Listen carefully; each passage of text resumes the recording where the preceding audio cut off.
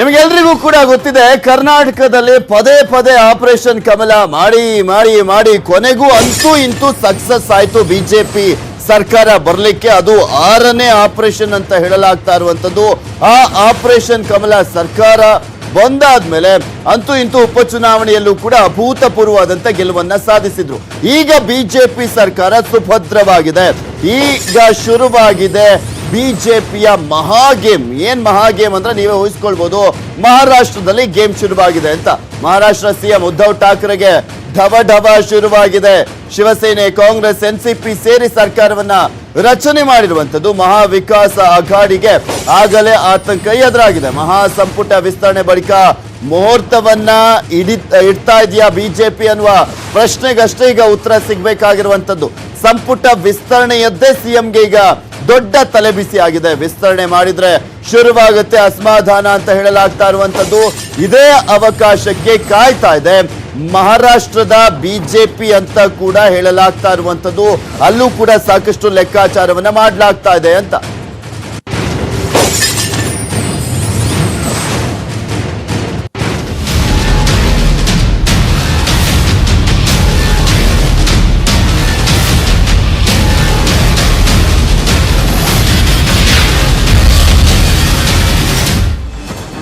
ನಿಮಗೂ ಕೂಡ ಗೊತ್ತಿದೆ, ಕರ್ನಾಟಕದಲ್ಲಿ ಯಾವತ್ತೂ ಕೂಡ ಸಮ್ಮಿಶ್ರ ಸರ್ಕಾರ ಕಂಪ್ಲೀಟ್ ಆಗಿ ಅವಧಿಯನ್ನ ಪೂರ್ಣ ಮಾಡೇ ಇಲ್ಲ. ಅದರಲ್ಲೂ ಕಾಂಗ್ರೆಸ್ ಜೆಡಿಎಸ್ ಆಗಿರ್ಬೋದು, ಬಿಜೆಪಿ ಜೆಡಿಎಸ್ ಆಗಿರ್ಬೋದು, ಬರೀ ಎರಡೇ ಪಕ್ಷ ಹೊಂದಾಣಿಕೆ ಮಾಡಿಕೊಂಡೆ ಕಂಪ್ಲೀಟ್ ಆಗಿ ಪೂರ್ಣಾವಧಿ ಪೂರೈಕೆ ಮಾಡಿಲ್ಲ. ಇನ್ನ ಮಹಾರಾಷ್ಟ್ರದಲ್ಲಿ 3 ಪಕ್ಷಗಳಿದಾವೆ. ಆ 3 ಪಕ್ಷಗಳು ಪೂರೈಕೆ ಮಾಡ್ತಾವ ಅವಧಿಯನ್ನ ಅನ್ನೋದೇ ಈಗ ಸದ್ಯದ ಪ್ರಶ್ನೆ. ಕರ್ನಾಟಕದಂತೆ ಅಲ್ಲೂ ಕೂಡ ಅಸಮಾಧಾನ ಸ್ಫೋಟ ಆಗುತ್ತಾ? ಭಿನ್ನಮತೀಯರನ್ನ ಸೆಳೀಲಿಕ್ಕೆ ಬಿಜೆಪಿ ಪ್ಲಾನ್ ಮಾಡಿದ್ಯಾ? ಕರ್ನಾಟಕ ಮಾದರಿಯಲ್ಲೇ ಆಪರೇಷನ್ ಬಿಜೆಪಿ ಮಾಡುತ್ತಾ ಅನ್ನೋದಕ್ಕಷ್ಟೇ ಈಗ ಉತ್ತರ ಸಿಗಬೇಕು. ಡಿಸೆಂಬರ್ 16ರಂದು ನಾಗಪುರದಲ್ಲಿ ಮಹಾ ಅಧಿವೇಶನ ನಡೀತಾ ಇದೆ. ಅಧಿವೇಶನ ಮುಗಿದ ಬಳಿಕ ಸಂಪುಟ ವಿಸ್ತರಣೆ ನಡಿಬೇಕಾಗಿದೆ. ಡಿಸೆಂಬರ್ 22ರ ಬಳಿಕ ಸಚಿವ ಸಂಪುಟ ವಿಸ್ತರಣೆ ಆಗುವಂತ ಸಾಧ್ಯತೆ ಇದೆ. ಸಂಪುಟ ವಿಸ್ತರಣೆ ಬಳಿಕ ಅಸಮಾಧಾನ ಸಾಮಾನ್ಯ. ಎಲ್ಲಾ ಪಕ್ಷಗಳಲ್ಲೂ ಕೂಡ ನನಗೂ ಸಿಗ್ಬೇಕಾಗಿತ್ತು ಅಂತ ಅಸಮಾಧಾನ ಇದ್ದೇ ಇರುತ್ತೆ. ಇದನ್ನೇ ಬಳಸಿಕೊಳ್ಳುತ್ತಾ ಮಹಾರಾಷ್ಟ್ರದಲ್ಲಿರುವಂತ ಬಿಜೆಪಿ ಅನ್ನೋದನ್ನ ಕಾದು ನೋಡ್ಬೇಕು. ಕರ್ನಾಟಕ ಸೂತ್ರವನ್ನೇ ಇಲ್ಲೂ ಅಪ್ಲೈ ಮಾಡ್ತಾರಾ? ಹಾಗಾದ್ರೆ ಕರ್ನಾಟಕ ಮಾದರಿಯಲ್ಲೇ ನಡೆಯುತ್ತಾ ಆಪರೇಷನ್ ಕಮಲ ಮಹಾರಾಷ್ಟ್ರದಲ್ಲಿ? ಇಲ್ಲಾದ್ರೂ ಅಟ್ಲೀಸ್ಟ್ ಕರ್ನಾಟಕದಲ್ಲಿ ಬೇಕಾಗಿದ್ದಂಥದ್ದು ಅಂದ್ರೆ ಇಲ್ಲಿ 105 ಸ್ಥಾನ ಇತ್ತು ಬಿಜೆಪಿಗೆ. ಇನ್ನ ಉಳಿದಿದ್ದು ಬೇಕಾಗಿದ್ದಂಥದ್ದು ಅಂದ್ರೆ ಬಹುಮತಕ್ಕೆ 8 ಜನ ಮಾತ್ರ ಬೇಕಾಗಿತ್ತು. ಸೊ ಟೋಟಲ್ ಆಗಿ ಸರ್ಕಾರ ಬೀಳಿಸ್ಲಿಕ್ಕೆ 15ಕ್ಕೂ ಹೆಚ್ಚು ಜನ ಶಾಸಕರ ಬೆಂಬಲ ಬೇಕಾಗಿತ್ತು, ಅವರ ರಾಜೀನಾಮೆ ಬೇಕಾಗಿತ್ತು. ಅದೆಲ್ಲವೂ ಕೂಡ ಆಯ್ತು. ಆದ್ರೆ ಮಹಾರಾಷ್ಟ್ರದಲ್ಲಿ ಬೇಕಾಗಿರೋದು ಸುಮಾರು 40ಕ್ಕೂ ಹೆಚ್ಚು ಜನ ಶಾಸಕರು ಬೇಕಾಗಿದೆ ಅಲ್ಲಿ ಸರ್ಕಾರವನ್ನ ಬೀಳಿಸ್ಲಿಕ್ಕೆ. ಸೊ ಇದು ಎಷ್ಟರ ಮಟ್ಟಿಗೆ ಸಕ್ಸಸ್ ಆಗುತ್ತೆ ಆಪರೇಷನ್ ಕಮಲಕ್ಕೆ ಕೈ ಹಾಕಿದ್ರೆ ಅನ್ನುವ ಪ್ರಶ್ನೆಗಷ್ಟೇ ಉತ್ತರ ಸಿಗಬೇಕು. ಇದೆಲ್ಲದ್ರ ಬಗ್ಗೆ ಕಂಪ್ಲೀಟ್ ಡೀಟೇಲ್ಸ್ ಅನ್ನ ನೀಡ್ತಾರೆ ನಮ್ಮ ಪ್ರತಿನಿಧಿ ಧರಣೇಶ್ ಬುಕ್ಕನಕೆರೆ ದೂರವಾಣಿ ಸಂಪರ್ಕದಲ್ಲಿದ್ದಾರೆ. ಎಸ್ ಧರಣೇಶ್, ಇಲ್ಲಿ ಕರ್ನಾಟಕದ ಮಾದರಿಯನ್ನೇ ಮಹಾರಾಷ್ಟ್ರದ ಬಿಜೆಪಿ ಅನುಸರಿಸುತ್ತೆ ಅಂತ ಹೇಳಲಾಗ್ತಾ ಇರುವಂತದ್ದು. ಇದು ಸಾಧ್ಯನಾ ಮಹಾರಾಷ್ಟ್ರದಲ್ಲಿ? ಪೃಥ್ವಿರಾಜ್, ಈಗ ಬಿಜೆಪಿಯ ಈ ಸಾಮ್ರಾಜ್ಯ ವಿಸ್ತರಣೆ ವಿಷಯದಲ್ಲಿ, ಅಂದ್ರೆ ರಾಜ್ಯಗಳಲ್ಲಿ ಸರ್ಕಾರ ರಚಿಸುವಂತಹ ವಿಷಯದಲ್ಲಿ ಮುಂದಿನ ಟಾರ್ಗೆಟ್ ಮಹಾರಾಷ್ಟ್ರ ಅಂತ ಹೇಳಲಾಗ್ತಾ ಇದೆ.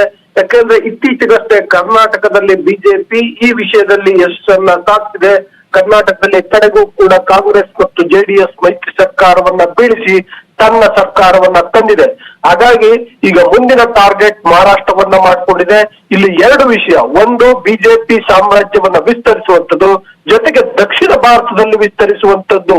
ಬಹಳ ಫಲವತ್ತಾದಂತಹ, ಅಂದ್ರೆ ಈ ಪದವನ್ನ ನಾವು ಕೋರ್ಟ್ ನಲ್ಲಿ ಬಳಸಬೇಕು, ಮಹಾರಾಷ್ಟ್ರವನ್ನ ಉಳಿಸ್ಕೊಳ್ಳುವಂಥದ್ದು ಬಿಜೆಪಿಯ ಆಲೋಚನೆ. ಹಾಗಾಗಿ ಬಿಜೆಪಿ ಮಹಾರಾಷ್ಟ್ರದಲ್ಲಿ ಮುಂದಿನ ರಾಜಕೀಯ ನಡೆಗಳನ್ನ ಎದುರು ನೋಡ್ತಿದೆ. ಮುಂದಿನ ರಾಜಕೀಯ ನಡೆಗಳು ಅಂತಂದ್ರೆ, ಉದ್ಧವ್ ಠಾಕ್ರೆ ಸರ್ಕಾರ ಬಂದು ಈಗಾಗಲೇ 15 ದಿನ ಆಗಿದೆ, ಇನ್ನೂ ಕೂಡ ಸಚಿವ ಸಂಪುಟ ವಿಸ್ತರಣೆ ಆಗಿಲ್ಲ. ಸಚಿವ ಸಂಪುಟ ವಿಸ್ತರಣೆ ಮಾಡ್ಲಿಕ್ಕೆ ಉದ್ಧವ್ ಠಾಕ್ರೆಗೆ ಇರುವ ಭಯ ಏನು ಅಂತಂದ್ರೆ, ಇದೇ ಬಿಜೆಪಿಯ ಆಪರೇಷನ್. ಯಾಕೆಂತಂದ್ರೆ ಒಂದೊಮ್ಮೆ ಈಗ ಸಂಪುಟ ವಿಸ್ತರಣೆಯನ್ನ ಮಾಡಿದ್ದೆ ಆದ್ರೆ ಸಹಜವಾಗಿ ಒಂದಷ್ಟು ಅಸಮಾಧಾನಗಳು ಉಟ್ಕೊಳ್ತವೆ. ಅಫ್ಕೋರ್ಸ್ ಇದು ಹೇಳಿ ಕೇಳಿ 3 ಪಕ್ಷಗಳು ಮಾಡಿರುವಂತಹ ಸರ್ಕಾರ. ಬಹಳಷ್ಟು ಮಂದಿ ಆಕಾಂಕ್ಷಿಗಳಿದ್ದಾರೆ, ಸಚಿವರಾಗಬೇಕು ಅಂತೇಳಿ ಕನಸನ್ನ ಕಾಣ್ತಿದ್ದಾರೆ. ಅವರಿಗೆ ಏನೋ ಭ್ರಮ ನಿರಸನ ಆಗತ್ತೆ, ಅವರು ಬಿಜೆಪಿ ಜೊತೆ ಕೈ ಜೋಡಿಸಬಹುದು ಅನ್ನುವಂತಹ ಭಯದಿಂದಾಗಿ ಉದ್ಧವ್ ಠಾಕ್ರೆ ಸಂಪುಟ ವಿಸ್ತರಣೆಯ ಕಸರತ್ತಿಗೆ ಕೈ ಹಾಕ್ತಿಲ್ಲ. ನಾಳಿದ್ದರಿಂದ ಅಲ್ಲಿ ಏನೋ ವಿಧಾನಸಭೆ ಅಧಿವೇಶನ ಆಗುತ್ತೆ. ವಿಧಾನಸಭೆ ಅಧಿವೇಶನದಲ್ಲಿ ಇಂಥ ಬೆಳವಣಿಗೆಗಳಾದ್ರೆ ಪ್ರತಿಪಕ್ಷಗಳಿಗೂ ಕೂಡ ಆಹಾರ ಆಗುತ್ತೆ ಎನ್ನುವ ಹಿನ್ನೆಲೆಯಲ್ಲಿ ಬಹುಶಃ ಅಧಿವೇಶನ ಕಳೆದ ನಂತರ ಸಂಪುಟ ವಿಸ್ತರಣೆ ಮಾಡ್ತೀನಿ ಅನ್ನುವಂತಹ ಭರವಸೆಯನ್ನ ಎಲ್ರಿಗೂ ಕೊಟ್ಟು ಅಥವಾ ಮೂಗಿಗೆ ತುಪ್ಪ ಸಾವರಿ ಅವರು ಸಂಪುಟ ವಿಸ್ತರಣೆ ಕಸರತ್ತನ್ನ ಮುಂದೂಡಿರ್ಬೋದು. ನಂತರದಲ್ಲಿ ಧನುರ್ಮಾಸ ಇನ್ನೊಂದು ಅಂತೇಳಿ ಮತ್ತು ಒಂದಷ್ಟು ಮುಂದೂಡುವಂತಹ ಪ್ರಯತ್ನಗಳೇ ಆಗ್ಬಹುದು. ಯಾಕೆಂದ್ರೆ ಅವರಿಗೆ ಸರ್ಕಾರ ಅನಿಶ್ಚಿತತೆಯಲ್ಲಿರೋದ್ರಿಂದ, ಸಂಖ್ಯಾಬಲದ ಸಮಸ್ಯೆ ಇರೋದ್ರಿಂದ ಮತ್ತು ಮೂರು ಪಕ್ಷಗಳು ಮಾಡಿಕೊಂಡಿರುವಂತಹ ಸರ್ಕಾರ ಆಗಿರೋದ್ರಿಂದ ಯಾವುದೇ ಪಕ್ಷದ ಸಂದರ್ಭದಲ್ಲಿ ಯಾವುದೇ ಪಕ್ಷ ನಿಲುವನ್ನ ಬದಲಾಯಿಸುವಂತ ಸಾಧ್ಯತೆ ಇರೋದ್ರಿಂದ ಅಂತ ಅನಿಶ್ಚಿತತೆಯಲ್ಲಿ ಸರ್ಕಾರವನ್ನ ದೂಡ್ತಿದ್ದಾರೆ. ಇನ್ನೊಂದ್ ಕಡೆ ಅದನ್ನ ಪರಿಸ್ಥಿತಿಯನ್ನ ಎನ್ಕ್ಯಾಶ್ ಮಾಡ್ಕೊಳ್ಳಿಕ್ಕೆ ಬಿಜೆಪಿ ಪ್ರಯತ್ನಿಸ್ತಿದೆ ಅಂತ ಹೇಳಲಾಗ್ತಿದೆ. Prithviraj, okay, thank you Dharanesh ನಿಮ್ಮೆಲ್ಲ ಡೀಟೇಲ್ಸ್ಗಾಗಿ. 3 ಬಿಗ್ ಬ್ರೇಕಿಂಗ್ ನ್ಯೂಸ್ ಮುಂದುವರಿಯುತ್ತೆ ಒಂದು ಚಿಕ್ಕ ಬ್ರೇಕ್ ಆದ್ಮೇಲೆ. 2, 3 big breaking.